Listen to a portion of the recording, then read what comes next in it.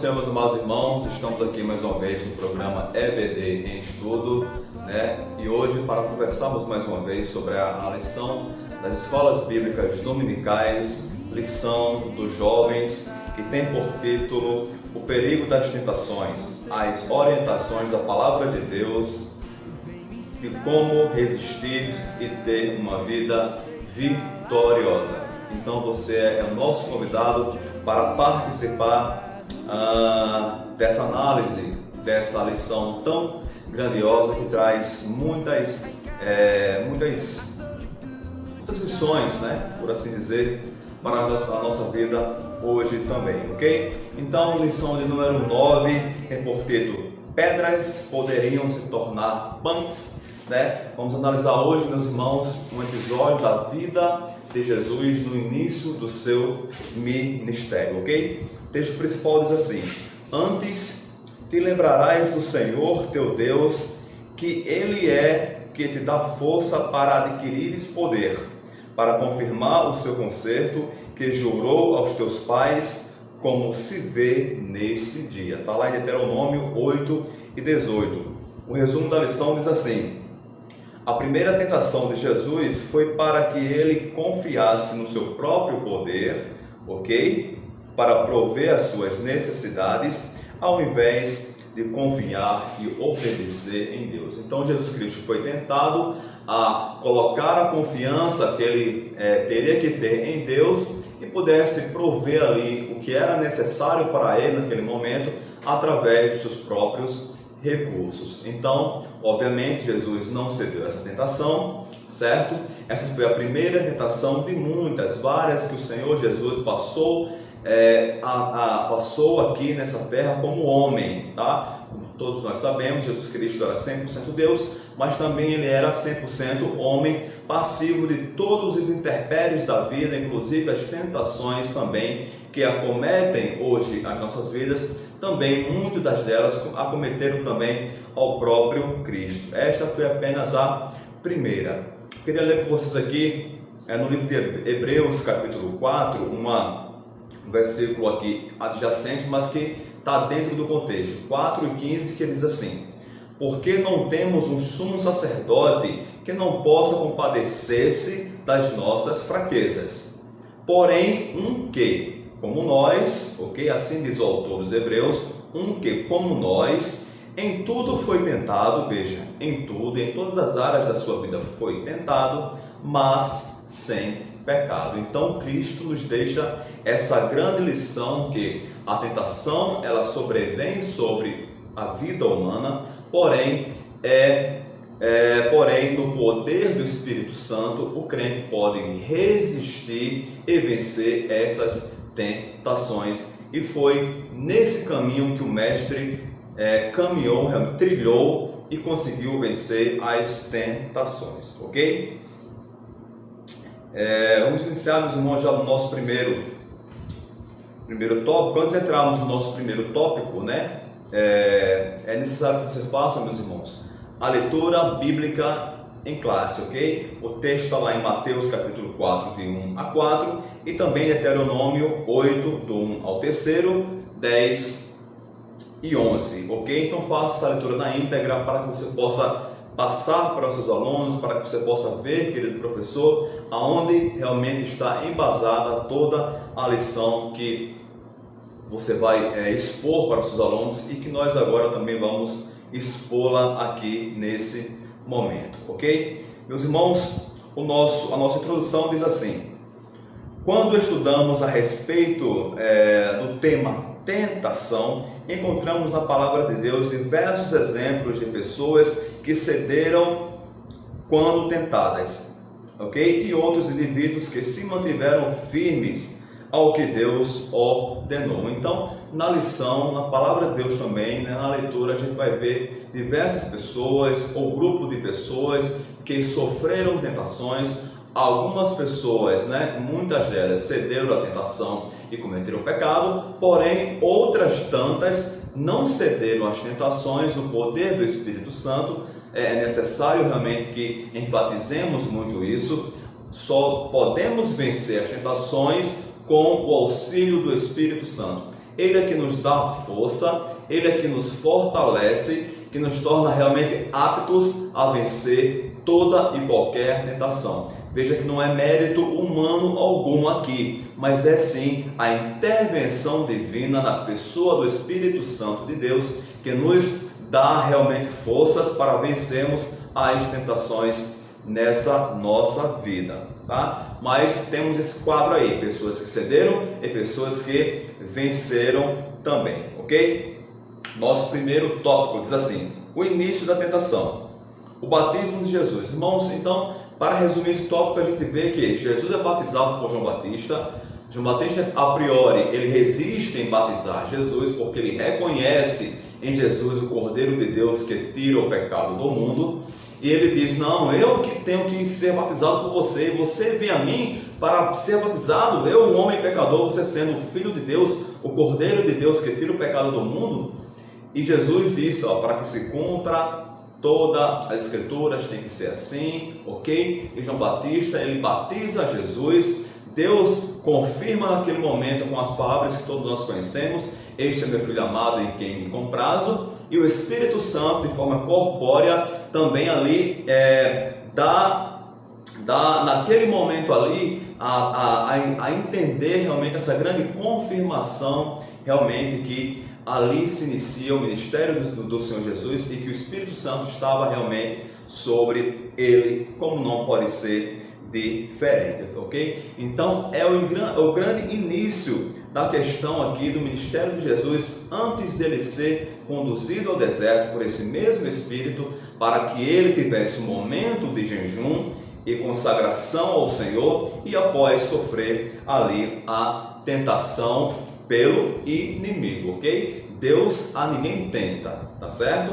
Então nenhuma tentação que sobrevém sobre o ser humano pode ser atribuída a Deus, não, de maneira alguma. Deus, diz a palavra, que a ninguém tenta, ok? Todas as tentações realmente vêm da nossa natureza decaída humana, ok? E muitas das vezes fomentada realmente por forças malignas e até mesmo criadas por ele para nos derrubar de forma espiritual, ok? Mas a Deus não pode se atribuir tentação alguma, ok? Então esse primeiro episódio, Jesus ele é batizado por João Batista, é ratificado realmente ali o ministério dele, a vida dele, ele sendo Messias, ele sendo tudo aquilo que João Batista declarou, o Cordeiro de Deus que tira o pecado do mundo, pelo Pai e pelo Espírito Santo. É a Trindade ali em ação naquele momento, ok?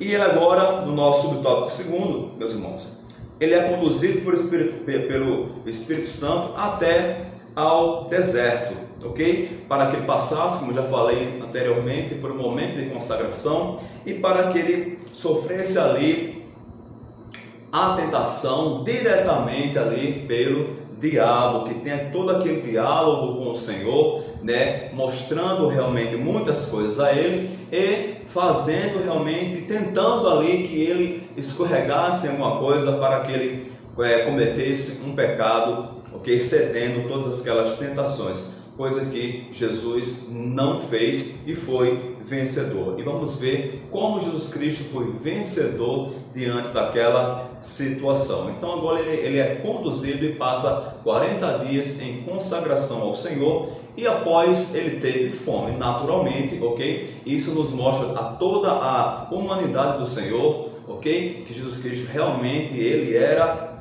não pode se retirar do Senhor a sua forma humana. Jesus veio realmente em forma humana e estava sujeito a todas as intempéries da vida, como todo qualquer ser humano também está, ok? Vamos lá. Isso nos mostra que mesmo após períodos de consagração, não estamos imunes aos ataques do diabo. Então Jesus se consagra, mas mesmo assim o diabo vem realmente para tentá-lo naquele momento. Subtópico terceiro diz assim: Satanás entra em cena. Quem conduz Jesus ao deserto foi o Espírito Santo, certo? Mas quem tentou foi o diabo. Como já enfatizamos, Deus a ninguém tenta. A tentação do Senhor foi realmente realizada pelo inimigo. Somente Satanás é descrito nas Escrituras como o agente da tentação de Jesus, ok? Por 40 dias Jesus esteve em jejum, tá? Essa é uma prática que nos aproxima de Deus, tá? O jejum é uma prática que nos aproxima de Deus, um momento em que deixamos de nutrir o nosso corpo para dedicar à meditação e à oração. E esse aqui, meus irmãos, é o grande simbolismo do jejum, ok? O grande simbolismo do jejum, tá? Esse grande direcionamento. O jejum tem simbolicamente, ele nos mostra isso. Eu deixo de nutrir o meu corpo humano, ok? Para dar esse tempo que eu podia nutrir para fortalecer a minha vida espiritual, para nutrir realmente a minha vida espiritual. Então essa é a grande simbologia do jejum, da privação de alimentos, tá? Deixar de nutrir o meu corpo físico para nutrir o meu corpo espiritual. Então esse é o grande significado, é a grande realmente simbologia do jejum que o mestre ali praticou. E após isso tudo, ele passa realmente a ser tentado pelo diabo, ok? Tópico segundo diz assim: a chegada do inimigo. Ao se aproximar do Filho de Deus, Satanás começa tentando de um assunto que é uma necessidade humana, tá certo? Que foi a alimentação. Ele mostra, tem aquelas rochas, sabe, naquele momento, e ele diz que se tu és o Filho de Deus, transforma uma pedra dessa em pão, né? Porque ele sabia que Jesus estava ali em um momento de privação de alimento, ele sabia que Jesus estava ali com aquela necessidade humana realmente de se alimentar, e tentava Jesus para que o Senhor realizasse aquilo ali e pelos próprios meios de Jesus, resolvesse aquela situação. Porém, aqui o grande ensinamento é esse, que não são realmente aqui os nossos méritos, não são os nossos recursos que nos leva a vencer a tentação, que nos leva a também suprir as nossas necessidades, mas sim são os recursos divinos. Jesus aqui não transforma, embora ele pudesse transformar, e seria lícito ele transformar aquilo ali, aquela pedra em pão, não seria um erro, ok? A mera transformação de uma pedra em pão não seria um erro. Claro, seria o erro em realizar aquilo, porque deixaria de confiar na providência divina de Deus, o Pai, ok? Naquela conexão que ele estava, para sucumbir ao mandamento, aquilo que o inimigo queria. Então, o inimigo atua também assim em nossas vidas. Ele quer que cada um de nós deixemos a providência divina de lado, ok? Acreditemos nele, em que nós somos capazes de resolver e venhamos realmente a caminhar na direção, naquilo que ele mostra para todos nós como solução para aquele caso imediato, mas que nos leva a um erro a posteriori. Então é necessário que confiemos primeiramente na providência divina em todas as áreas das nossas vidas, e Jesus deixa isso bem claro e fala para ele aquela célebre frase que todos nós conhecemos, que nem só de pão viverá o homem, mas de toda a palavra que sai da boca do Senhor. E foi com base nessa necessidade que Satanás imaginou achar o caminho para o coração do Senhor. E não encontrou, porque Jesus o venceu através da palavra e da confiança na providência realmente do Pai, e a certeza e a convicção do que ele estava vivendo naquele momento, ok? Vamos lá. No nosso subtópico segundo desse tópico, meus irmãos, diz assim: mais ainda enfatizando aqui o diálogo que Satanás tem com Jesus. Se tu és o Filho de Deus. Então, ele aqui, meus irmãos, queria realmente jogar em Jesus, transmitir para o Senhor Jesus esse instituto aqui da dúvida do Senhor. Se tu és o Filho de Deus, prova-me fazendo isso, prova-me fazendo aquilo. Diz aqui o nosso texto: há 40 dias Jesus acabara de passar pelo batismo, e o próprio Deus disse que Jesus era o seu Filho amado. Então aqui realmente Satanás queria se aproveitar daquela fraqueza, lançar em Jesus aquela dúvida para que ele viesse a sucumbir mesmo e realizar tudo aquilo que Satanás quisesse que ele realizasse, ok? E Jesus tinha plena convicção daquilo que ele sabia, ok? Do que ele era, mas Satanás queria realmente distorcer a palavra do Senhor sobre a vida do próprio Filho de Deus. E essa é uma artimanha que em toda a história a gente vê Satanás realmente usando, né? Lá no Éden, você lembra que a Eva estava lá e o Satanás veio e disse: não é assim não, ok? Se você comer desse fruto, você vai ser semelhante a Deus e tal. Então essa artimanha de distorcer as palavras de Deus é algo recorrente mesmo aí, usual do inimigo das nossas almas lá do Éden, e tem sido assim por toda a história e ainda continua assim mesmo. Vive a questão do nascimento de muitas seitas, ok? Que é realmente uma distorção da palavra de Deus, e muitas religiões, falsas religiões, tá? Nascem, mas baseadas em distorções da palavra de Deus, e muitas pessoas também se aproveitam dessas distorções para enganar muitas outras pessoas. Então isso é usual do inimigo das nossas almas, a distorção realmente da palavra do Senhor, o instituto da dúvida na vida do crente, para que o crente possa realmente ir perdendo a sua fé, a sua confiança no Senhor, e que possa tomar outras providências, inclusive caminhar segundo as palavras do próprio inimigo. Jesus não deu ouvidos a ele e venceu novamente através da palavra de Deus, ok?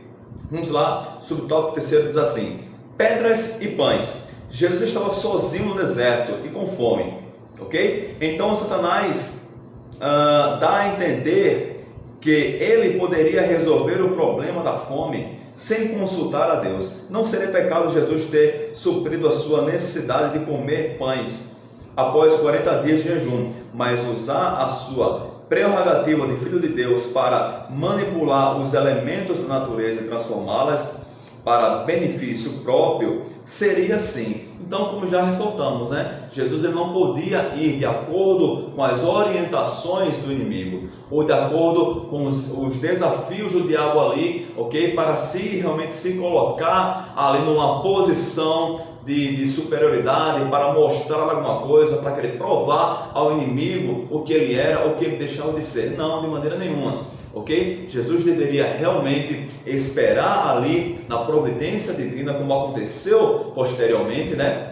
E vencer o diabo, não cedendo, não indo segundo aos desafios, às artimanhas, ok? Dos desafios do inimigo das nossas almas, que era o diabo, que estava ali realmente para tentar o Senhor, tá? Deus nos concede prerrogativas de talentos, está lá no final do nosso subtópico terceiro, diz assim: Deus nos concede prerrogativas e talentos para serem usados na sua obra, mas quando os utilizamos para satisfazer nossas necessidades, estamos desviando do propósito de Deus, tá? E isso infelizmente tem acontecido. Muitas pessoas têm recebido do Senhor, ok? Alguns dons, ok? Algumas dádivas realmente, para uso, para primeiramente glorificar o nome do Senhor Jesus, tá? E também para a edificação da igreja. Mas muitas pessoas têm usado isso que o Senhor tem dado a eles, ok? Com um propósito totalmente distorcido e diferente, para se auto-beneficiar com o talento que Deus tem dado a eles, sejam cantores, sejam pregadores, sejam pastores, ok? Pessoas que têm o dom da oratória, que conseguem manipular outras pessoas, e muitas das vezes, como já falamos, quando acontece, e já aconteceu em muitas seitas, essas pessoas enganam muitas pessoas, até mesmo usando os dons que Deus realmente os concedeu. Mas todos nós sabemos que eles serão cobrados sim, pelo esse mau uso dos dons e também pelo engano que realizaram na vida de outras pessoas, usando as benesses que Deus os concedeu para glorificar o nome do Senhor e para edificar a igreja com outro propósito diferente destes, ok? Então isso é muito perigoso. Vamos lá, meus irmãos, tópico terceiro diz assim: nem só de pão. O povo no deserto. Primeiro, Satanás tentou Jesus, colocando em dúvida a sua natureza como filho de Deus, ok? Depois ele tenta novamente Jesus para que ele usasse o seu poder a fim de satisfazer uma necessidade física, tá? Então essa foi a tentação que Jesus, como homem, passou no deserto, nos dando a prova total que é possível vencer na força do Espírito Santo as tentações desse mundo. Veja só que Deus, em sua infinita sabedoria, ele discorre realmente esse caminho. Jesus primeiramente é batizado, o Espírito Santo ratifica realmente o ministério de Jesus, a vida dele como Filho de Deus nessa terra, vindo sobre Jesus. Depois o Senhor Jesus é tentado, ok? É conduzido ao deserto para que ele fosse ali, entrasse em consagração, depois viesse a tentação e viesse a vitória de Jesus pela palavra do Senhor, ok? Então esse é o trajeto, esse que também nós devemos ter em nossas vidas, ok? Devemos nos entregar ao Senhor, devemos ser templos e morada do Espírito Santo, devemos sim viver e termos momentos de consagração com o Senhor, para que quando vir a tentação por permissão divina, ok? Não por obra divina, mas por permissão divina, para provar muitas das vezes a nossa fé, nós sejamos ali vencedores na força do Espírito Santo, que ele já está sobre nós. Por isso é o que Jesus falou para Nicodemos: necessário vos é nascer de novo, porque é impossível vencer o diabo e suas tentações sem termos realmente um novo nascimento, sem sermos casa e habitação do Espírito Santo de Deus. Essa é a maior lição, talvez, de toda essa história realmente ali, que podemos trazer para nossas vidas da tentação de Cristo, meus irmãos, ok? Então, vamos lá. Aqui também diz assim, vai trazer, meus irmãos, o primeiro subtópico aqui desse tópico terceiro, vai trazer também a questão do povo lá no deserto. Você viu que na leitura em classe nós falamos também sobre o livro de Deuteronômio, ok? Então vamos ver também aqui como Deus proveu para o povo no deserto e qual o propósito também daquela provisão. Claro que o propósito imediato, ok, foi suprir a necessidade ali de maneira milagrosa para o povo de Israel. Deus mandando o maná, que era aquele pão que colhiam pela manhã, que não poderia ficar para o outro dia, ok? A não ser no sábado, mas isso era uma provisão divina para alimentar o povo. E também o grande propósito disso tudo era para mostrar que Deus iria conduzir o povo até Canaã e que aquela condução iria realmente se concretizar. O povo não iria morrer no deserto por qualquer necessidade. Deus iria prover tudo o que fosse necessário para que o povo chegasse até Canaã. Porque quando Deus promete algo para alguém, Ele mesmo se responsabiliza de prover realmente de prover tudo o que é necessário, todos os meios necessários para cumprir a sua palavra, porque Deus é um Deus que vela para cumprir com a sua palavra, ok? Então, o grande resumo aqui, meus irmãos, que nós podemos tirar desse nosso tópico terceiro é isto: que Deus realmente, quando promete uma coisa para alguém, ok? Ele vai realmente traçar e vai providenciar todos os meios para o cumprimento da sua palavra. E foi assim com o povo no deserto, ele proveu tudo o que era necessário, ok? Muitas das vezes o povo murmurando, o povo pecando contra Deus, o povo realmente fazendo da vida do grande líder de Moisés algo muito pesado. Moisés sofreu consequências por causa disso, tá? Mas mesmo assim, pela palavra do Senhor, ok? Pela palavra dele, ele cumpriu tudo realmente o que era necessário para levar o povo a Canaã, mostrando ao povo que ele era o Deus de toda a providência, mostrando ao povo que ele é um Deus fiel, verdadeiro, como eu falei, que vela para cumprir com a sua palavra. Então, meus irmãos, mesmo assim, essa é uma grande figuração da caminhada da igreja, ok? Aqui nessa terra, até chegar a Canaã celestial. Essa é a grande lição que nós tiramos aqui, meus irmãos. Da caminhada do povo no deserto para chegar a Canaã terrena, é uma figuração da caminhada da igreja, do Israel espiritual de Deus, até chegar na Canaã celestial. Nessa caminhada é impossível que a igreja seja derrotada. Nessa caminhada aqui, até chegar a Canaã celestial, meus irmãos, é impossível que a igreja venha a sucumbir, seja por qualquer necessidade. Deus ele vai prover todos os meios necessários, ou seja, até já proveu, tá?